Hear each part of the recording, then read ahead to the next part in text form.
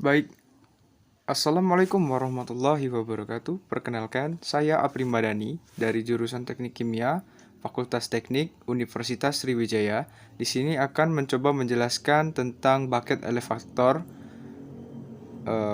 Baiklah, apa yang dimaksud dengan bucket elevator? Bucket elevator adalah alat pengangkut material curah yang ditarik oleh sabuk atau rantai tanpa ujung dengan arah lintasan yang biasanya vertikal, serta pada umumnya ditopang oleh casing atau rangka.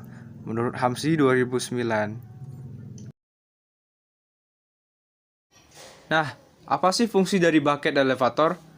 Bucket elevator itu sendiri adalah suatu alat pemindah bahan yang berfungsi untuk memindahkan suatu material dengan jarak pemindah bahan yang panjang. Alat ini dapat digunakan untuk menaikkan bahan dengan ketinggian 50 meter, kapasitasnya dapat mencapai 50 meter kubik per jam, dan konstruksinya bisa dengan posisi vertikal maupun sudut. Untuk contoh material yang dapat diangkat oleh bucket elevator adalah pertama tepung, batu bara, pasir, semen, dan bahan kimia kering lainnya. Untuk klasifikasi bucket elevator, pertama diklasifikasikan berdasarkan konstruksinya. Ada bucket elevator vertikal, maksudnya tegak lurus terhadap permukaan tanah, dan ada inclined, yaitu memiliki derajat kemiringan, dan ada combination, yaitu memiliki kedua sifat di atas. Untuk yang kedua, klasifikasi berdasarkan pengumpulan material. Yang pertama, scooping, material diambil dari pergerakan bucket. Dan yang kedua, direct fill, materi jatuh ke bucket. Yang ketiga, itu berdasarkan penumpahan material, yaitu ada bucket elevator sentrifugal yang penumpahannya dengan gaya sentrifugal, dan ada bucket elevator gravity atau biasa disebut continuous, dan ada bucket elevator direct, ditumpahkan dan dialirkan. Baiklah, selanjutnya saya akan menjelaskan tentang prinsip kerja bucket elevator. Bucket elevator ini menggunakan prinsip kerja yaitu material curah atau bisa disebut bulk material. Pertama, masuk ke cobong pengisi atau feed hopper pada bagian bawah elevator atau biasa disebut boot.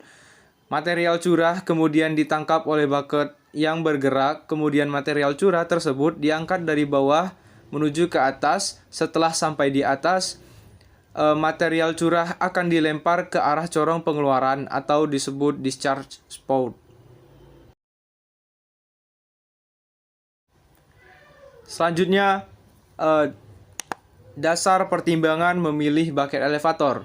Baiklah, ada beberapa hal yang perlu diperhatikan dalam pemilihan alat ini. Antara lain, pertama kita harus menyesuaikan lokasi atau tempat kerja.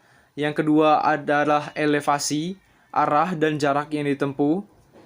Yang ketiga ada kapasitas material yang akan kita tangani. Yang keempat ada kecepatan pengangkutannya berapa. Kemudian yang terakhir ada jenis dan sifat materialnya. Ke prinsip perancangan bucket elevator.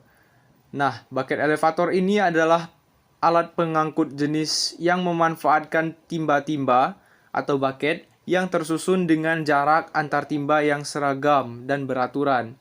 Untuk formulasi yang penting itu dapat kita lihat itu ada gerakan bucket elevator. Untuk sebelum mencapai volley penggerak, bucket bergerak dengan serempak sepanjang lintasan lurus dan bekerja dengan gaya gravitasi P sama dengan M kali G yang beraksi pada muatan. Jika bucket mulai berputar pada pulley atau sprocket, gaya sentrifugal ditambahkan pada gaya gravitasi, yaitu F sama dengan mv² per R.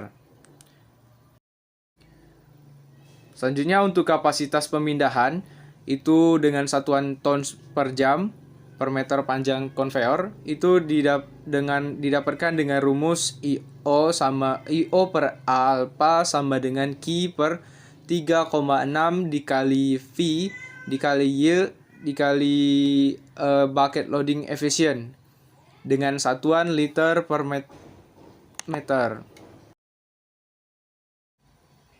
Selanjutnya pada prinsip perancangan bucket elevator juga ada yang namanya tarikan statis maksimum penggerak.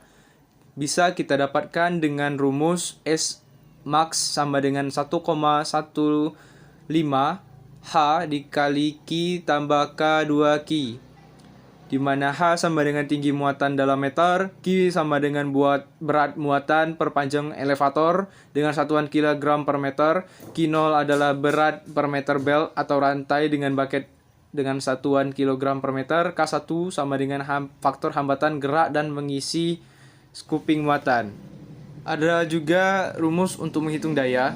Jadi daya bucket elevator yang tidak termasuk losses dapat dihitung dengan rumus NO sama dengan 1,15 dikali QH dibagi 367 sama dengan K3 dikali Q0 kali H kali V dibagi 367 sama dengan QH dibagi 367 dikali 1,15 ditambah 1,15 ditambah K2 dikali K3 dikali P dikali KW, di mana faktor beban K2 dan faktor transmisi daya K3 kita dapat peroleh dari tabel pada slide.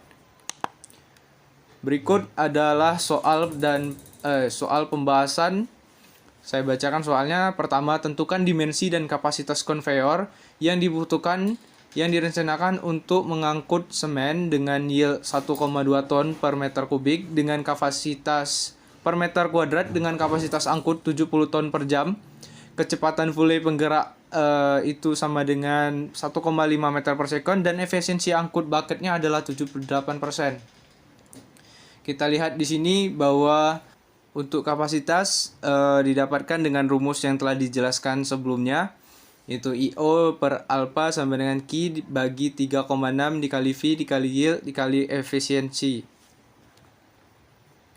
Hingga akhirnya kita masukkan metode numerik, akhirnya mendapatkan 15,4320988 liter per meter.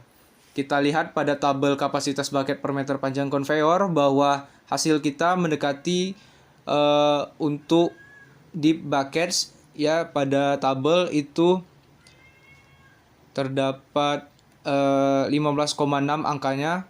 Karena mendekati, kita memilih bucket deep buckets. Jadi dimensinya kita dapat ketahui, yaitu lebar bucket sama dengan 350 mm dan jarak antar bucketnya adalah 500 mm.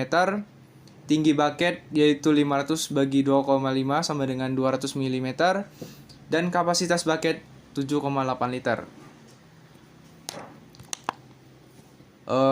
Berikut referensi yang saya gunakan untuk membuat presentasi ini. Itulah presentasi dari saya. Apabila ada salah, saya mohon maaf. Kepada Allah saya mohon ampun. Wabillahi taufiq wal hidayah. Wassalamualaikum warahmatullahi wabarakatuh.